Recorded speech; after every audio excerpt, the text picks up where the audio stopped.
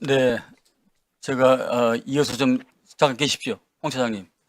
홍 차장님은 군 출신이지만 국정원에 얼마나 계셨습니까? 92년부터 근무했으니까 약 30년 네, 근무했습니다. 군 출신이지만은 거의 국정원 직원이나 진배 없네요. 그러면 여인형으로부터 국회의원 체포 명단을 받았죠? 네, 목적 없이 받았다 하시죠?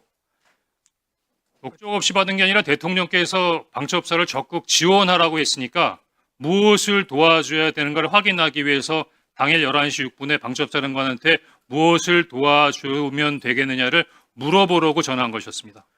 본위원에게도 그날 11시 20분 어간에 방첩사로부터 체포 명단 리스트를 제가 받았습니다. 네, 제가 이 체포 명단 리스트를 제가 부를 테니까 확인 한번 해보십시오. 네, 우선 체포조, 체포 대상, 우원식, 이재명, 한동훈.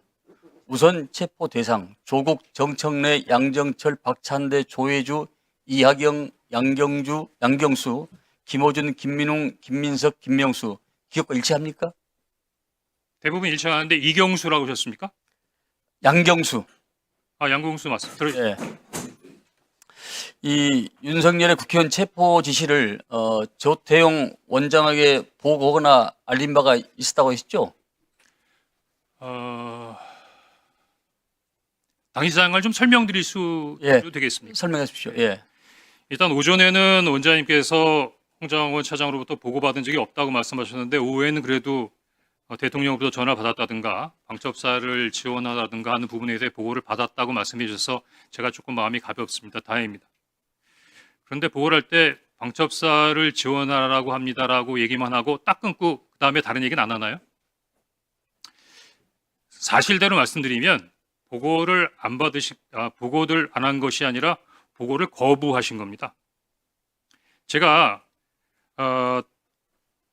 정무주의 때 얘기하지 않은 것은 내용 자체가 너무 민감한 부분이라서 다른 사람들하고 쉽게 공유할 수 있는 사항이 아니라고 생각했습니다. 그래서 일단 정무주회의를 마치고 제 보좌관에게 원장님께 보고 드릴 수 있는 사항인지를 한번 확인해 보라고 그랬습니다.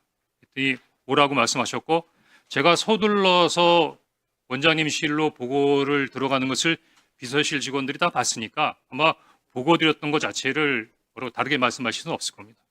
제가 물려고 들어가니까 원장님께서는 그 정무직 회의를 하셨던 그 소파에 그냥 앉아 계셨고 제가 앉자마자 원장님 제가 대통령님으로부터 전화를 받았습니다. 그런데 아마 대통령님께서 해외 출장을 이미 출발하셔서 아마 국내에 안 계신 줄 알고 저에게 전화하신 것 같습니다라고 얘기했는데 그 뜻은 원장님께서 그 다음날 아침에 일찍 해외 출장이 있으셨어요. 아마 국정원 정도의 출장은 대통령께서도 아셨을 테니까 아마 착오인지는 모르겠지만 왜냐하면 그 이외에는 저에게 전화할 이유가 없었기 때문이죠. 그 다음에 아무 말씀 없었습니다. 더구나 회의에 가서 대통령을 만나고 오셨을 텐데도 비상국무회에 갔다 왔다라는 말씀도 없으셨습니다.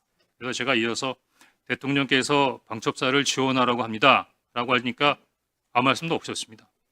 그래서 제가 사실은 조금 좀 놀라시라고 근데 방첩사에서 지금 이재명하고 한동훈을 잡으러 다닌답니다.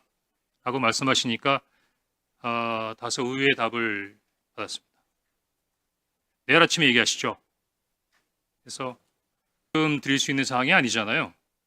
더구나 정무직 회의도 지금 TV에서는 계엄군과 시민, 경찰, 국회 관계자들이 엉켜서 정말 국가의 초유의 위기 상황으로 치닫고 있는데 국가안보를 책임지고 있는 순회회의에서의 어떤 결론이 내일 아침에 얘기하시죠? 그럼 그 야간 동안은 뭘 한다는 겁니까? 그래서 제가 원장님께 방첩사를 지원하라는 대통령의 지시가 있다고 하면서 방첩사에서 한동훈과 이재명을 잡으러 다닙니다 라고 말씀드리니까 내일 아침에 얘기하자고 말씀하셨고 그래서 제가 원장님 그래도 최소한의 업무 방향이나 지침은 주셔야죠. 그렇게 말씀드렸더니 그 앉았던 소파에서 일어나서 가버리셨어요. 더 이상 보고 드릴 수가 없었습니다. 그것을 우리 홍 차장께서는 원장이 정치 개입이라고 판단했다고 생각하십니까? 제가 보기엔 지금 원장님께서 정치 개입이라고 판단하는 것은 그 내용이 아니라고 생각합니다. 그 정치 개입이라고 원장님께서 말씀하신 건 다른 얘기인데요. 그 다음 날 11시 30분 정무직 회의가 끝나고 난 다음에 원장님께서 이런 제의를 하십니다. 통상 일주일에는 한 번이나 두 번 정도 정무직 회의를 하는데 상황이 엄중하니까 우리 매일 아침마다 티타임을 하면서 상황 관련된 부분에 대한 대처 협의를 합시다. 저는 그거를 아침마다 9시에 원장님하고 티타임 하면서 이런저런 부분에 대해서 업무를 협의해야 한다고 생각했고, 그러면 원장님께 어떤 아이디어를 드릴 수 있을까라는 생각을 했습니다. 그래서 5일날 오후 정도로 기억이 되는데, 그때 오전에 야당 대표께서 비상계엄에 군을 동원해서 도리어 북한의 군사위협이 더 가중되는 면이 있다라는 발표를 하시면서 조금 북한 군사에 대한 북한의 군사 위협에 대한 약간의 불안감을 느끼시는 말씀을 하셔서, 그래 맞다. 지금 비상계엄은 뭐 대통령께서 직접 하신 부분이니까 대통령실에서 할 수도 있는 부분도 아니고 국회도 이렇게 혼란스러운 상태에서 그냥 원장님께서 야당에다가 얘기해서 북한 관련된 부분, 한반도의 안보 상황 우리 국정원이 잘 관리하고 있습니다. 해외 관련된 부분의 동맹과도 잘 소통하고 있고 국내 사회 질서도 잘 나름대로 관리하고 있으니 국정원이 앞으로 나름대로의 어떤 비상계엄 이외의 여러 가지 부분에 있어서의 국면을 잘 감당하겠습니다. 뭐 그렇게 전화 한 번 하는 게 없겠느냐고 브레인스톰 차원에서 그냥 건의드린 겁니다. 물론 네. 이것 때문에 원장님이 저를 경질하지 않습니다. 가만히 계세요. 왜냐하면 지금은 다들 알고 계시지만 12월 6일만 하더라도 이런 사항에 대해서는 알고 계신 분이 많지 않았기 때문에 아마 원장님께서도 12월 6일날 당일날 12월 3일날 홍장원이가 대통령 말 안 들어서 경질한다는 말씀을 하실 수 없으셨을 겁니다. 다만 거기에 대한 이유로 그 이야기를 하신 것 같고, 다만 제 입장에서는 대단히 억울하고 문제시되는 게 대부분 잘 자세히 보시지 않으면 잘 모르시겠지만 국정원법 11조에 보면 국정원 직원이 정치 중립을 위반하면 7년의 징역에 처할 수 있도록 되어 있습니다. 그러면 원장님께서 평소와 다르게 11월 6일 12시에 국정원장께서 이례적으로 자청하셔서 기자회견을 한 상태에서 홍장원 차장을 정치 중립 의무의 위반으로 인사경질했다고 하는 부분은 죽으라는 거예요. 사법적으로 매장하겠다는 겁니다. 근데 그게 말씀으로 끝나지 않았습니다. 그 다음날 네이버를 쳐보면 금방 알 수 있는 시민단체에서 저를 고발했고 12월 8일 그날이 대통령의 탄핵이 기각된 그 다음날 저는 검찰로부터 시민단체가 고발한 정치중립 의무 위반 혐의로 피의자로 검찰에 출두하라는 통보를 받습니다. 그러면은 그 정도면 국회에 공익제보 보호를 요청해야 되는 상황 아닙니까? 네, 맞습니다. 자, 그러면 우리 홍 차장께서는 경질당한 것이 정치적 보복으로 느끼셨겠네요?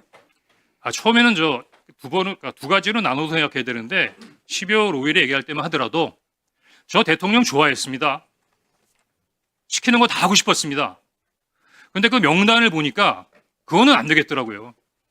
예를 들어서 위원장님 집에 가셔서 편안하게 가족들하고 저녁 식사하고 TV 보시는데 방첩사 수사관과 국정원 조사관들이 뛰어들어서 수갑 채워서 벙커에 갖다 넣었다. 대한민국이 그러면 안 되는 거 아닙니까? 그런 게 매일매일 일어나는 나라가 하나 있습니다. 어디? 평양. 그런 일을 매일매일 하는 기관 어디? 북한 보위부. 이상입니다. 그래, 한 가지만 마지막 질문 드리겠습니다. 그 국정원 쪽에서 한동훈 대표한테 체포와 관련하여 이러한 전화를 한 바가 있습니까? 그러니까 저를 물어보시는 겁니까? 국정원을 얘기하시는 겁니까? 차장님을 비롯한 국정원 내에서 일단 저는 방금 그 여당 의원님이 말씀하신 것처럼 한동훈이라는 분을 TV 이외에서는 뵌 적이 없고요. 전화 통화한 적 없습니다. 다만 국정원 내에서 어떤 일이 있었던 거에 대한 관련된 사항에 대해서는 특별한 정보 없습니다. 네, 알겠습니다. 들어줬습니다. 위원장님 자, 혹시 자, 부승찬 의원. 위원장님 혹시 저도 조금 말씀드릴